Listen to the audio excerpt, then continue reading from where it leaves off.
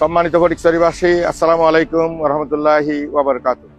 আমরা এই মুহূর্তে দাঁতমারা রাবার বাগানে অবস্থান করছি। আপনারা আমার পিছনে দেখতে পাচ্ছেন পুরোটাই রাবার বাগানের অনেক গাছ। এটা অনেক বৃহত্তম রাবার বাগান। আমরা ফটিকছড়িতে আপনারা অনেকে জানেন যে এখানে 11টি রাবার বাগান আছে। তো এর মধ্যে একটা সরকারি আর বাকিগুলো বেসরকারি উদ্যোগে প্রতিষ্ঠিত হয়েছে। এখানে এটা অনেক অর্থকরী ফসল উৎপাদিত হয়, এখান থেকে মানে রাবার উৎপাদিত হয়। আমরা আমাদের জাতীয় অর্থনীতি এর মাধ্যমে সমৃদ্ধ হচ্ছে।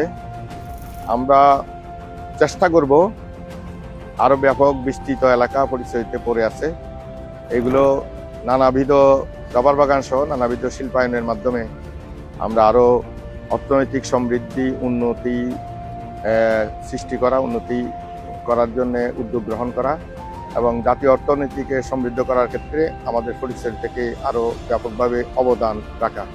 তো সবাইকে ধন্যবাদ, সকলের সহযোগিতা চাইব। সবাইকে ধন্যবাদ। আসসালামু আলাইকুম রহমতুল্লাহ।